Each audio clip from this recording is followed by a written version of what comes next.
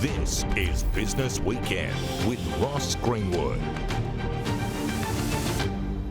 Hi there and welcome to Business Weekend. I'm Ross Greenwood. Thanks for being with us today. Coming up on the program, it's all about technology, competitiveness and the fast change that's coming. We'll speak with Dig Howard, Chief Executive of Cochlear, inventor of the breakthrough hearing aids that simply have changed people's lives. But he's worried that research and development tax breaks simply don't go far enough in this country. But large business R&D fell by 24%, $2.9 billion over a decade, when in that time across the rest of the world R&D's been expanding and growing. And we speak with Mick Farrell, Chief Executive of another health devices pioneer, ResMed. Its business, which is all about sleep apnea and sleep technology, operates around the world, but he too wants the government to do more to attract and keep tech companies right here in Australia. With other countries we hire in, like the United States, like Singapore, like Ireland, you don't want your incentives to be so different that an incremental set of hires will be in another part. You want to be on a level playing field. The great disruptor and the opportunity in all this, of course, is generative artificial intelligence. Here, the boom in new apps and programs is only just beginning. And two of the biggest drivers of the change that will come are Google and IBM. And this week, I spoke with senior leaders from both companies. Agentic is an intelligence system that can remember, reason, take action, and make plans. Every startup today is an AI startup, and every new business model is an AI-centric business model. So I completely agree with you that the future economy is led by AI businesses. But first up on Business Weekend, let's unpack bits of the economy and Australia's place in the world from this week. And broadly, I've got to tell you, it is actually a pretty good story. On Friday, the US left tariffs on Australian imports at 10%. And this is modest in the whole scheme of things, especially as Americans send way more to us than we send to them. But for some exports, notably pharmaceuticals, plus steel and aluminium, the rate could, even from here, end up much higher. Then there was this week's inflation rate, which was lower than expected. The annual headline rate for the year to June 30, 2.1%. The underlying rate, which the Reserve Bank watches, 2.7%. And this builds the case for interest rates here to be cut soon, perhaps as soon as 10 days' time. Cut interest rates twice, 50 basis points at the start of the year.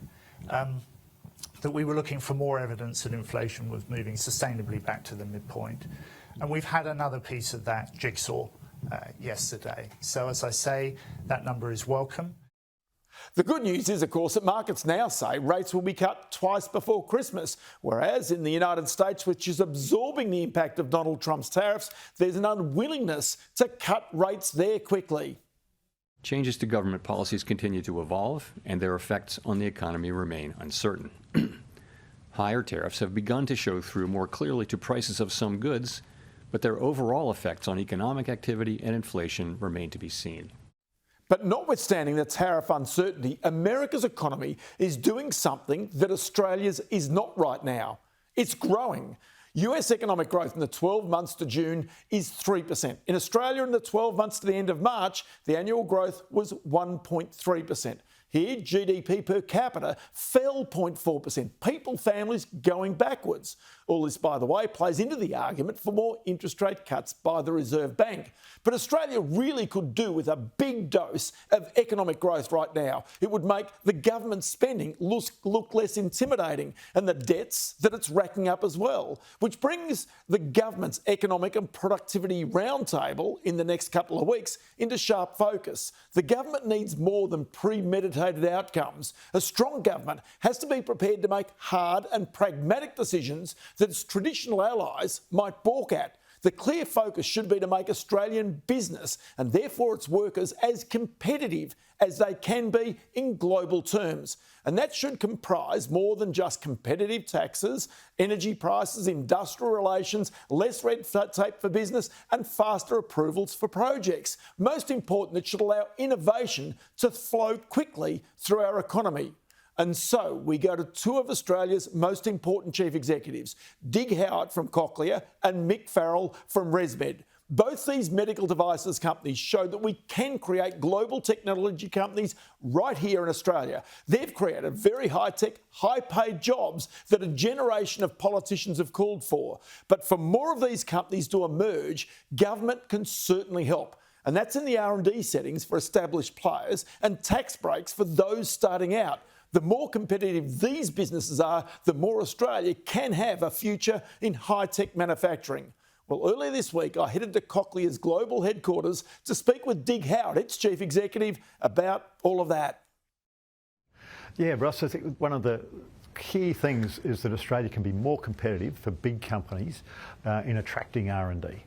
So this piece of research that's been done by yourself at Lassie and the Business Council of Australia comes on the eve of the government's productivity or economic roundtable that they're doing, where they're going to be talking about a whole bunch of things. But this is about saying Australia can do much better, particularly on R&D, to encourage companies such as yours to invest more into research in Australia. Absolutely. And I think the government's aware of this, so that prior to announcing the productivity roundtable, the government commissioned a strategic review into R&D. And we set out to generate this report looking to that review, because that review is looking at how can we expand R&D in Australia. And one of the things we've seen in this report is if you look over the 10 years from 2012 to 2022, small business R&D in Australia actually doubled. But large business R&D fell by 24%, $2.9 billion over a decade, when in that time across the rest of the world, R&D's been expanding and growing. All right, so explain that to me. That makes absolutely no sense. So, yeah, so what we're going to do with our report is get into why is that the case. So first of all, on a comparative basis, business R&D in Australia is 0.9% of GDP, compared to 1.8% of GDP across peer countries like the US, UK, Germany, Japan, New Zealand, Canada. And so we're at half the rate of other countries. Even when we adjust for us being a resource-based economy with less manufacturing, we're still 25% lower than those other countries in the big business investment in R&D. And there's a couple of reasons why that's the case. And the core of those are that R&D for large business is an internationally competitive issue. Countries all around the world want to attract the sorts of work that we do and that Atlassian does and ResMed does, because it generates these high-paying jobs that Okay, so you're the chief executive. You get these approaches from foreign governments that say, come to our country and do research and development. We'll give you better incentives than Australia will give you. Is that the approach generally? Absolutely, yeah. We do get these approaches. And we're a very proud Australian company with a strong Australian heritage, and we do 2/3 of our global R&D here at the moment. But we are expanding our R&D overseas. And when the report gets to this, in Australia, the cost of R&D is about 12% higher than the OECD average. So why is that? It's labour and the cost of buildings and rent. They're the two bigger drivers of that. Can you get over those things to make it more competitive? Yeah, I mean we do. We do excellent R&D here in Australia, and we get good value from it. But we are still a higher cost place than other parts of the world. And the second part is that the incentives to do R&D for large companies in Australia are 30% below peer countries. So that goes straight back to the government? Yeah, well, yes, that's about government policy and government settings. And this is all about other countries being very motivated to attract the sorts of work that we and other big companies do, and putting the settings in place. So with settings, and the government always would go this way, is the setting simply cutting tax rates if you're doing good R&D to make it more attractive to do it here? But of course, some would then argue, hey, we're getting big business a big break here. Why would we do that? Yeah, so one of the things we're very conscious of doing on the report is to make this balanced for the budget over 10 years, to be very clear on the economic returns. So there are recommendations in the report to make some changes, which I can get to. But the benefit of those changes, for each dollar invested by government, there's a $5 return to the economy. It's over 7 billion additional GDP each year, and over the decade, it is budget neutral. So we're very careful in this report not to just say, please give a handout, but being very clear on what's the macroeconomic returns and the microeconomic returns that come from good R&D policy settings. And it's why countries all around the world are doing this, because they see that the literature and the research into the benefits of R&D, and particularly big company R&D, to a local economy is very, very clear. Because the brilliance is that you would hire the people out of our universities, our smartest and brightest, who then wouldn't have to go overseas to find their opportunities. And then the second thing is, many of those people often go on and create their own piece of innovation. That's right. So one of the things the report points out, that across the top 5 R&D companies in Australia, 1,800 people have grown up in those companies, left those companies and started their own companies and started doing innovation and R&D independently. So it actually, big companies build an ecosystem that benefits the whole economy. And the other point of doing R&D like we do in Australia is we then also do our manufacturing here. Yeah. And so the link between R&D and manufacturing, particularly for product-based companies, is a really important one. And again, other countries are recognising that, and what they're doing is offering concessional corporate tax rates for companies that do the R&D and then commercialise that R&D within a country. So in other words, this competitiveness just does not go to R&D. It doesn't stop there. It actually goes on to the actual manufacturing to attract your capital into their country. Absolutely, yeah. So for us, that link between R&D and manufacturing is critical, and that's true in many industries. And in recognition of that, there's a lower tax rate across more than 20 countries in the world. Lower their corporate tax rate for R&D commercialised in a country. In Australia, we don't do that. And as we know, we've got one of the highest corporate tax rates in the world at 30%. And very clearly from a political perspective, just across the board reduction doesn't make sense, nor could the budget afford it. But that's why, again, we've been clear in this report to make sure that what is invested is more than returned both to the economy and to the budget. Because one thing I get a sense that government doesn't always appreciate is just how mobile capital can be. Your capital, it's your shareholders' money. You can actually move that to the place where it gets the best bang for its buck. And this is where the competitiveness actually lies for that capital that you've got to invest. Yes, that's right. That's the thing about big companies have choices about where they invest in the world. We've got significant R&D in 4 countries in the world, of which Australia is the biggest of those, but there are 3 others. Plus we've got smaller R&D sites. And we can choose, and we do choose, about where in the world we'll do R&D.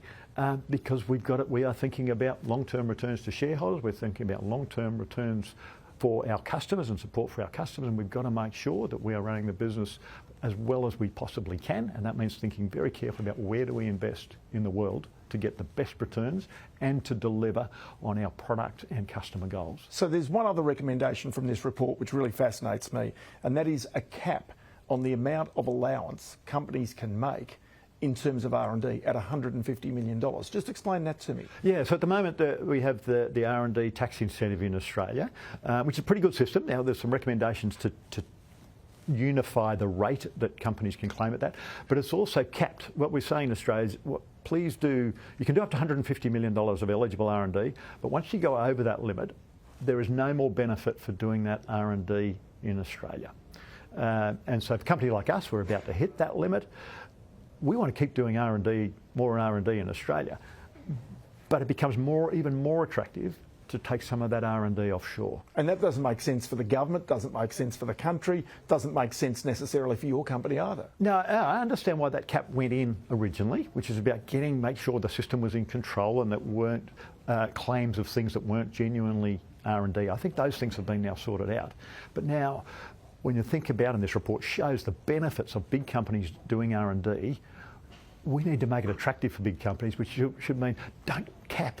Don't say there's a limit on how much R&D we want you to do in Australia. We want you to do as much as you can because of the spin-off benefits that come from it. So the difference between large companies and small companies with R&D expenditure, the small companies clearly have been outperforming the large companies. Does it show that really at the small end that there really is still this quest for innovation, this quest to put more money back into research? Yeah, I think at the small end, and the report shows that the small company investment in R&D, that's companies with less than 200 employees, has nearly doubled over 10 years. So that's working well.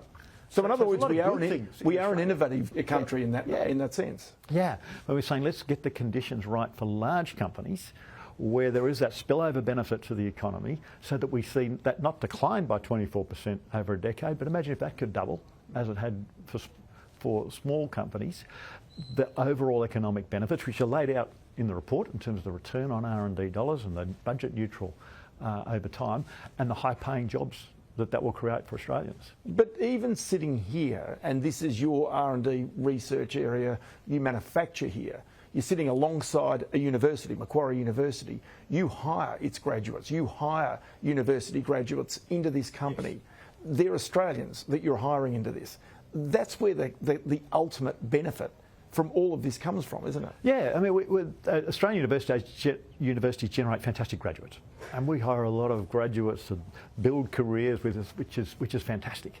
And so we want to keep doing that, and we want to expand the way in which we do it. And one of the things that the report also recommends is that there is a collaboration premium. So for companies that work with universities to commercialise R&D, there's an extra tax incentive that goes to those companies. So again, we want to encourage commercialisation of the R&D, the great research that's coming out of universities, and have companies partnering with universities because, again, of the economic benefits that come from that. So you've been a part of this research, you've been a part of these recommendations to government. What's your confidence that these actually become fulfilled in this term of parliament? I think the time is right now. The government commissioned a strategic review of R&D.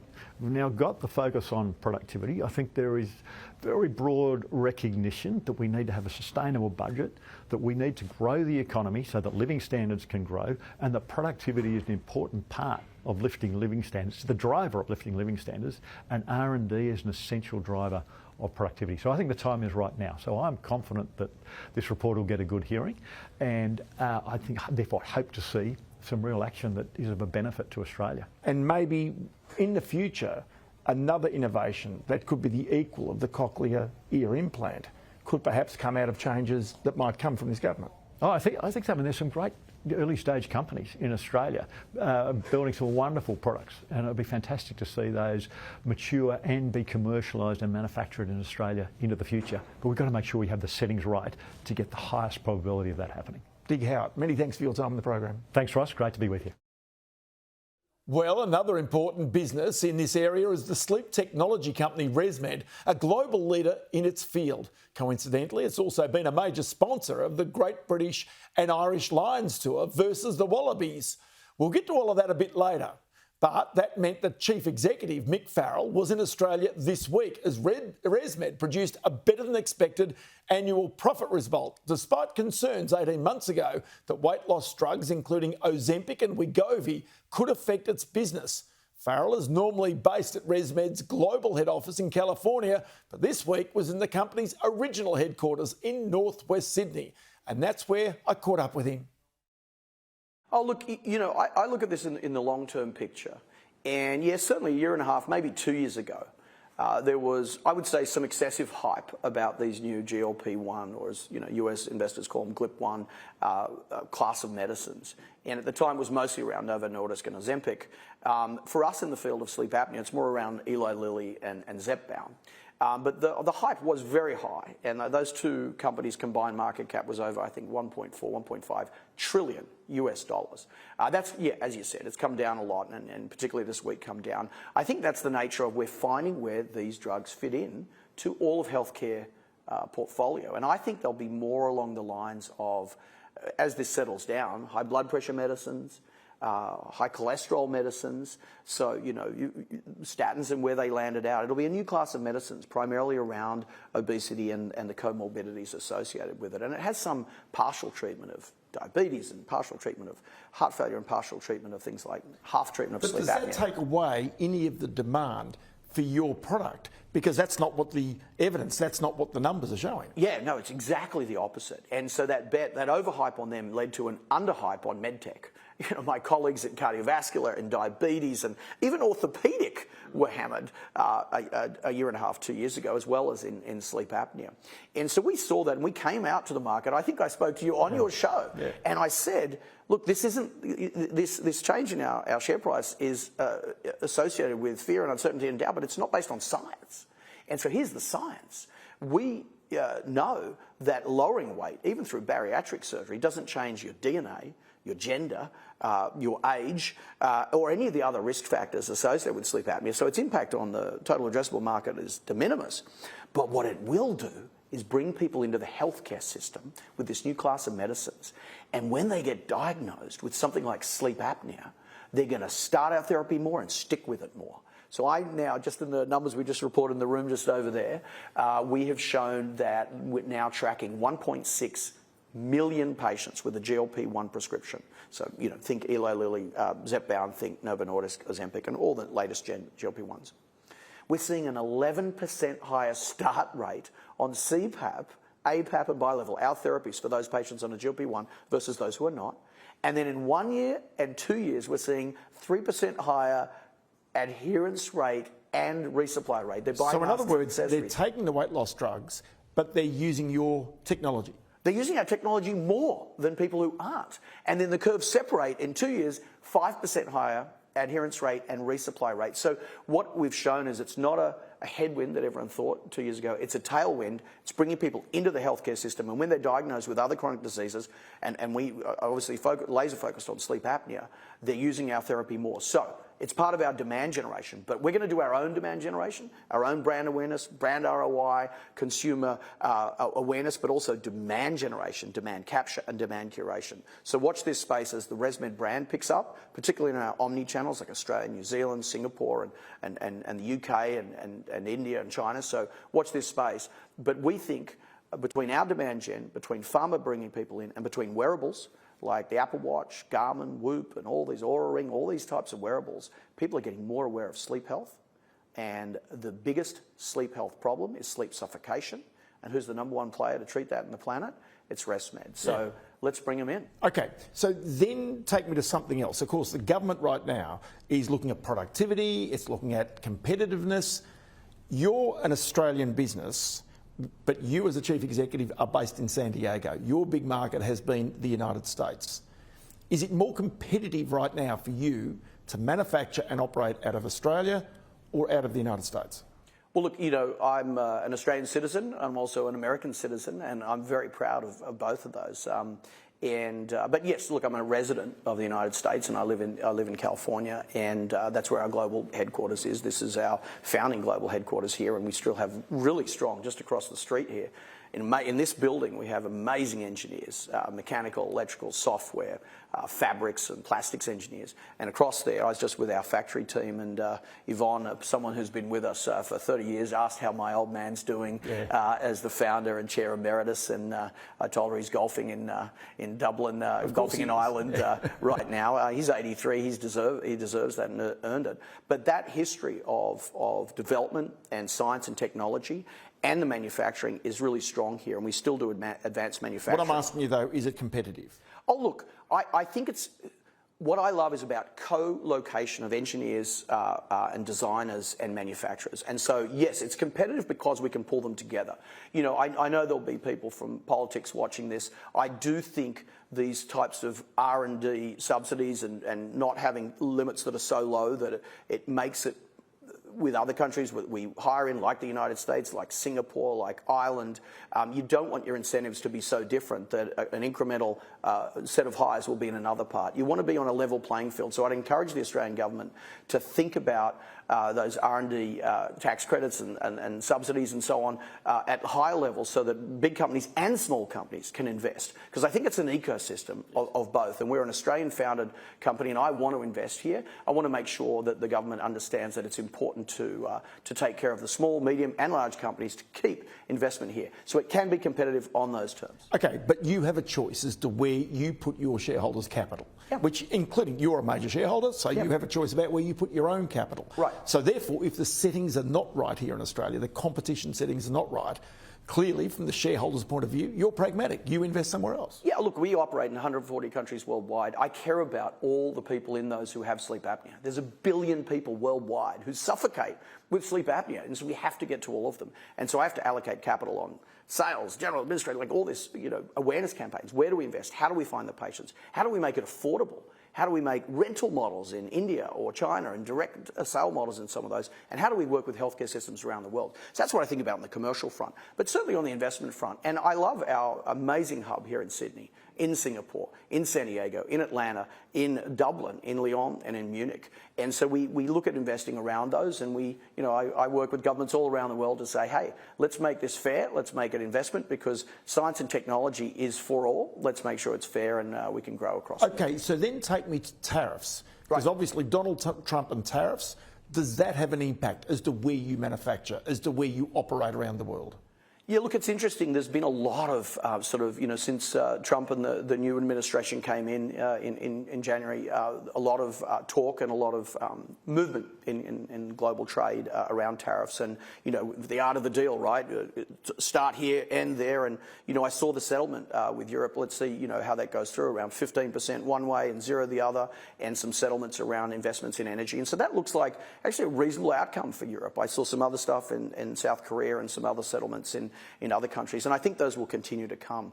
But while all that sort of ups and downs and a little bit of chaos is there in global trade, ResMed is a compelling investment opportunity because we're above the fray on that. For decades, there has been a tariff exemption for people with disabilities, and sleep apnea, COPD, insomnia, and other respiratory insufficiency associated with neuromuscular disease. These are disabilities, and this is going back decades, back to protocols from Nairobi, Kenya in the 70s, and sometimes called the Nairobi Protocol, that people with disabilities are exempt from tariffs. And so we've had those in place.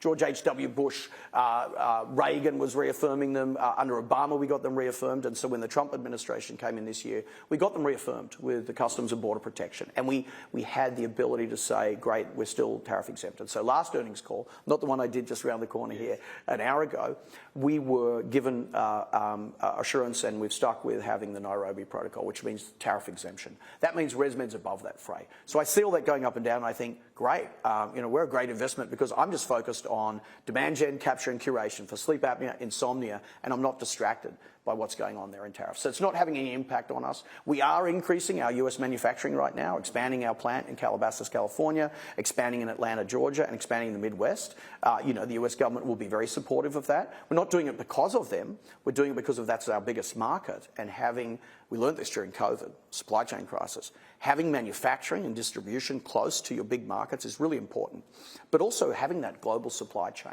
And we've really advanced on that front. So tariff exemption strong, ResMed's compelling investment because we're laser focused on doing what we do best. Okay, just final one for you. The ResMed brand is all over the British and Irish Lions tour at the moment. You're a major sponsor of that. I kind of figure that maybe, old middle-aged blokes watching rugby might be your key market. Is that the sense of that sponsorship? A little bit of it is, let's get to that target market of, males, but there's a lot of women who love the Lions tour. If you look around that stadium, it's not like normal, maybe a normal rugby league match in the week. It's about 40% women, which ties into our prevalence. So we're going to women at the British and Irish Lions tour as much as the men. Someone snores, someone knows about the snoring, someone says, if you don't get that treatment, you're down the corridor and there's a sleep divorce. You want to save your job, save your marriage, save your life? Here's a pathway. And what's that brand there? ResMed. Let's find a path to screening, diagnosis, treatment and management. So, yeah, it's just one of our brand awareness and brand ROI approaches, but it's really about demand generation, demand capture, demand curation, and helping 1 billion people sleep better, breathe better, and live longer and happier lives with healthcare delivered right in their own home. Mick Farrell, great to chat to you as always. Good to do it face to face. Many thanks for your time. Thanks for your time too. Coming up after the break, we go from local tech giants to the leader of global companies using artificial intelligence to change the world. First Google, then IBM.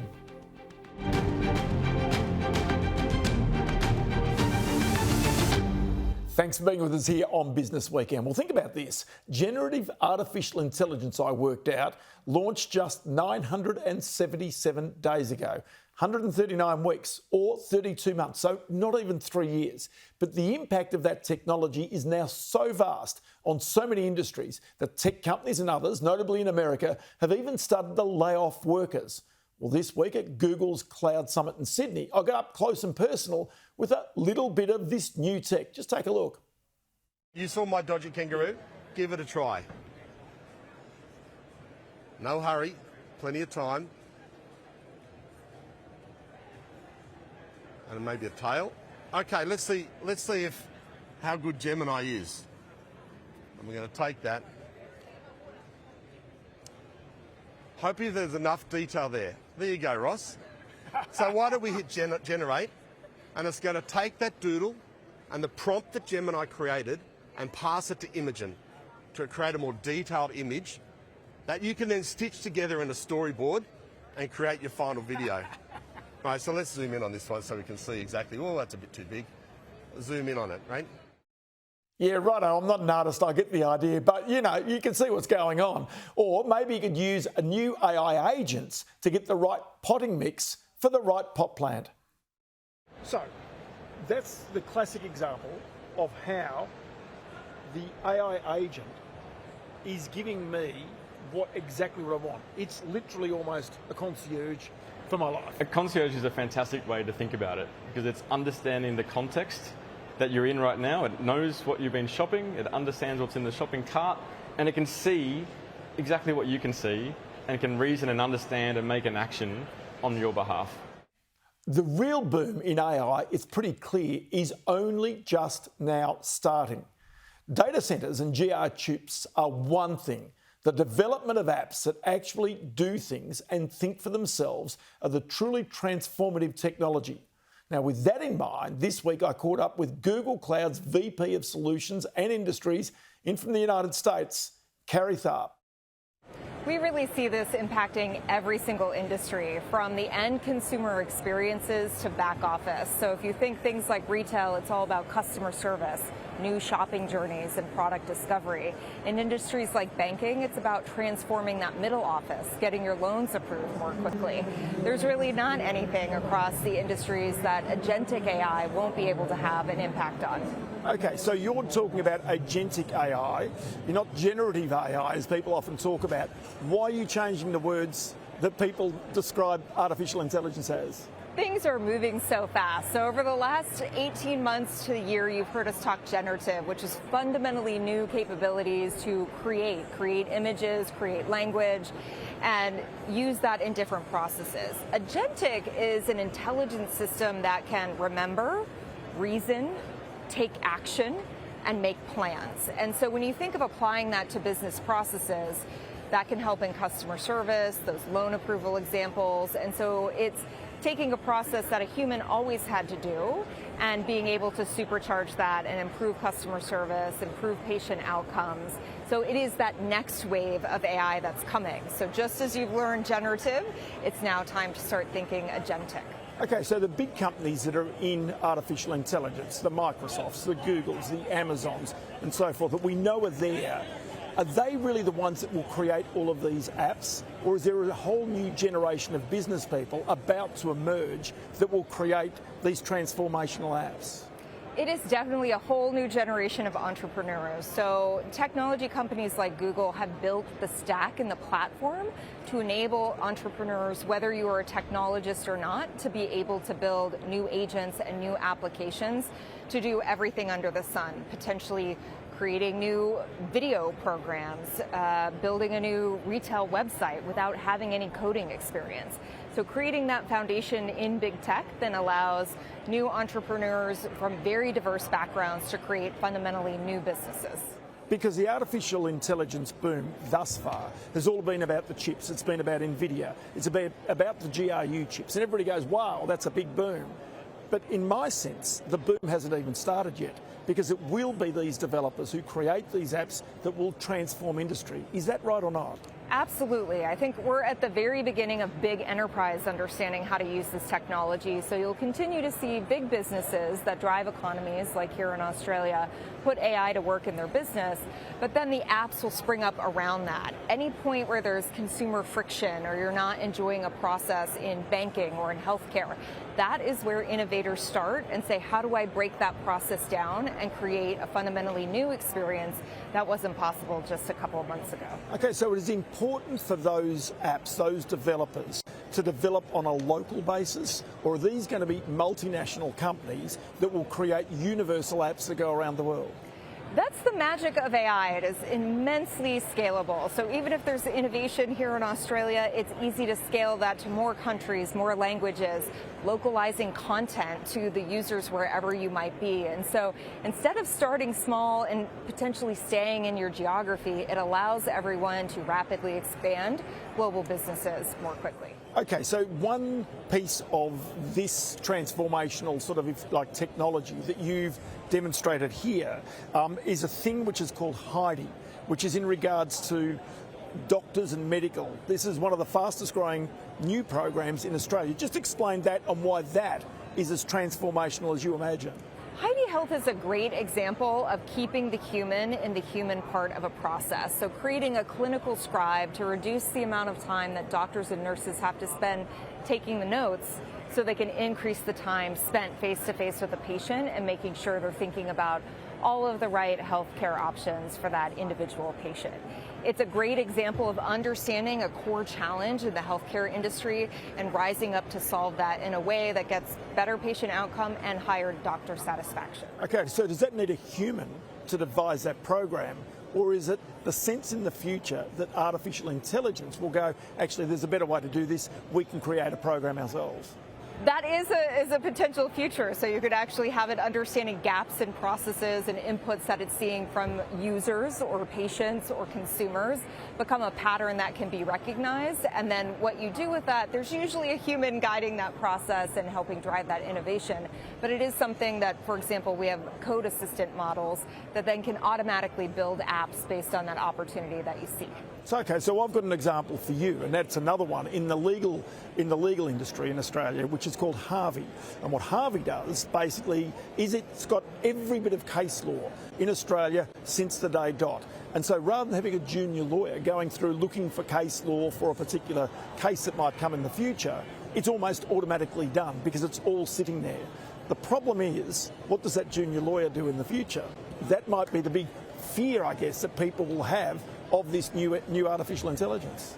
I think each industry we look at has different economics and models to it. So although you've made the research easier and it's grounded in fact and the law, that can make you more productive. And so potentially some law firms take on that opportunity to increase their caseload, reduce their legal cost of providing legal services to certain populations. So it really comes down to what the humans decide to do with that excess productivity that AI creates for them. I can remember the beginning of the internet. I can remember the beginning of the mobile boom. And everybody said, oh, jobs will be lost. The bizarre part about this is jobs weren't lost. There were just different jobs in the future. Is that your own sense as to what happens here? Absolutely. We see that in every process. For example, Optus just worked with us to create their own expert AI that helps in their call centers.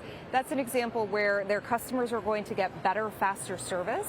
And instead of having as much training of reps potentially on the phone to answer those questions, you can have them spend more time on selling more services, upgrading phones, and other value-added activities that the customer is happy about and help drive business growth. And the other thing I can remember from the beginning of the internet and also the beginning of mobile technology was nobody will ever use this. It's not safe. People won't go for this ever. And yet what we know, history tells us, is they went for it in spades. And it's now become, if you like, overwhelming in people's lives. Absolutely. You've hit on the Google rule that the user rules and consumer behavior will drive innovation and how technology, the pace of it is assumed by everyone using it today. So it's something we see already happening in Google search and the various enterprises we work with today, that more people are already using AI than they even realize to get high quality search results, personalized recommendations.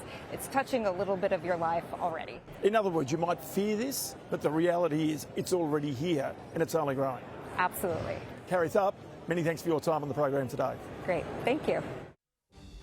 After the break, we continue our coverage of the artificial intelligence boom and speak with IBM, which is now helping business initiate AI systems around the world. But the big question from executives is still, just how long will the payback time be?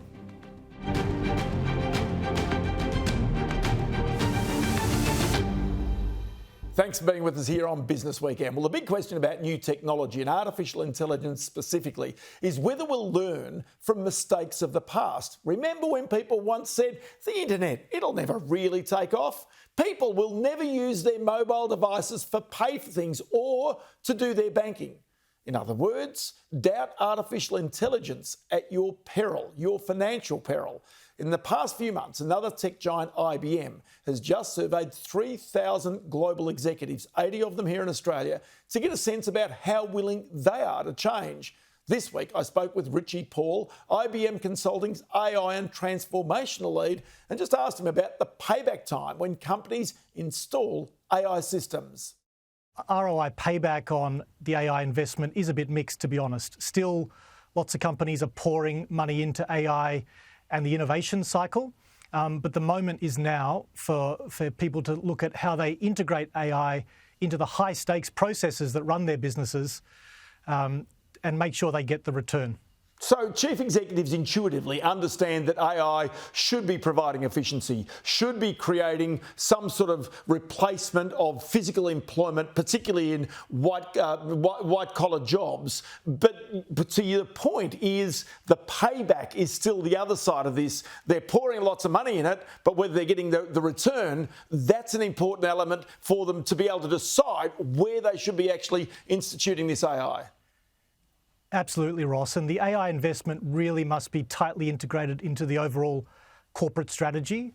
And the way we look at it at IBM Consulting is using AI to really ignite a flywheel of growth for a company, right? So that's looking at opportunities for efficiency and for productivity gains and to realise those hard cost benefits. But we must find ways to reinvest any short-term cost savings into growth areas of the business. Otherwise, we're just cutting costs and not growing.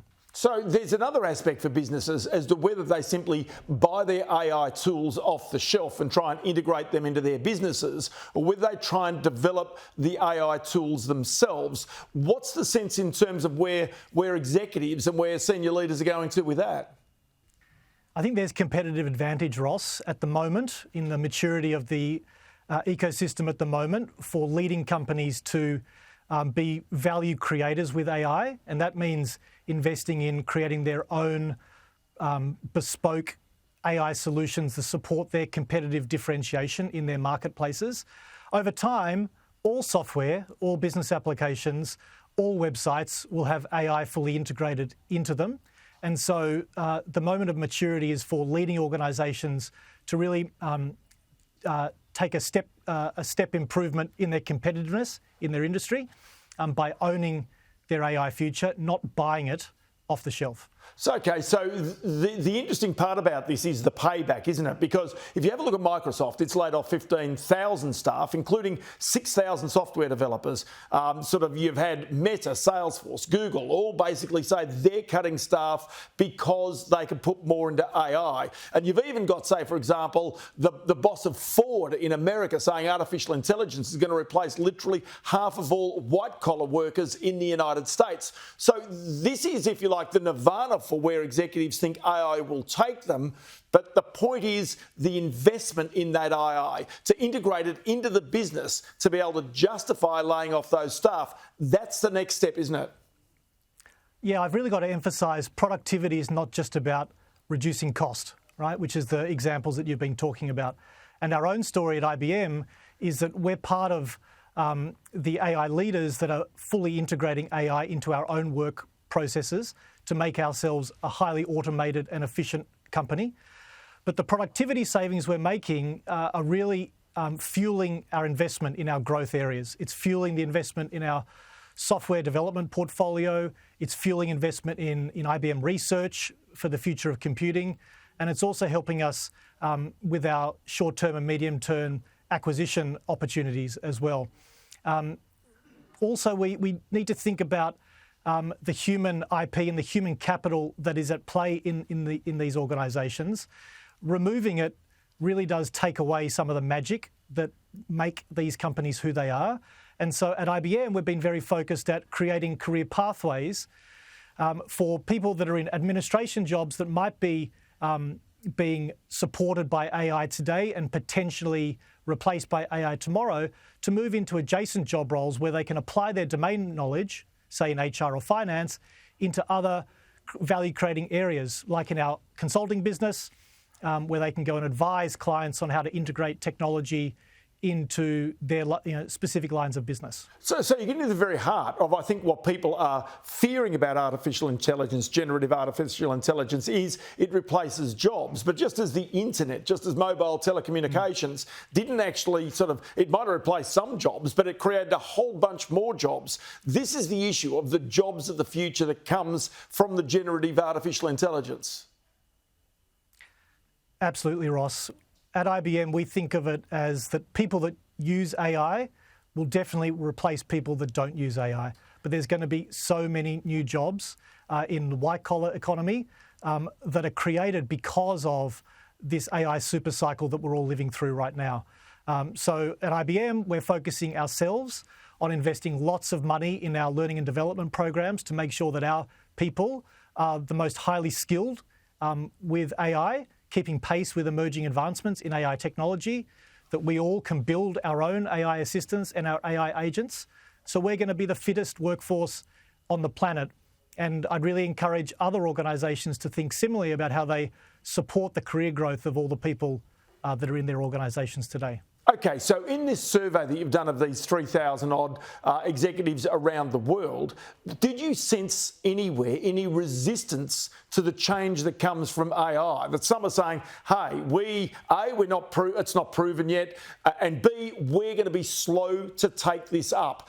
Many Australian executives, for example, in this seem to be behind the curve of where European or US leaders are right now. I think strategy is all about intention, Ross. So in the Australian economy, there are large sector-leading organisations that are highly ambitious for the AI future for their organisation, and they're really leaning in from the CEO down, looking at ways where they can integrate AI into mission-critical work that happens, into customer experience interactions that happen, and into making life for their employees simpler and more enjoyable. But not every company needs to be a leader in this space. You can intentionally be just behind the pack, in the peloton, and learn from all the advancements that leading organisations are making. But there are leading organisations in financial services today in Australia that have thousands of AI models working inside their companies today that are making millions of decisions for customers and for employees already. So, Ross, the future really already is here. It's not evenly distributed yet, but that's the nature of our economy. So a lot of the noise in the AI market right now is on the infrastructure, the AI models that are getting bigger and more complex and more complete, the AI infrastructure becoming more efficient, and no doubt IBM Research is leading the way in a lot of the AI model development and AI infrastructure development. But every startup today is an AI startup, and every new business model is an AI-centric business model. So I completely agree with you that the future economy is led by AI businesses. So that's it for the program this Sunday. Up next, all the latest news right here on Sky News. Business Weekend returns next Sunday, but of course you can keep up to date with all the latest business news with our daily program, Business Now, 4:30 p.m. Eastern Time, and via our website, skynews.com.au. Thanks for your company today. I hope you learned something. I'm Ross Greenwood. We'll see you next week.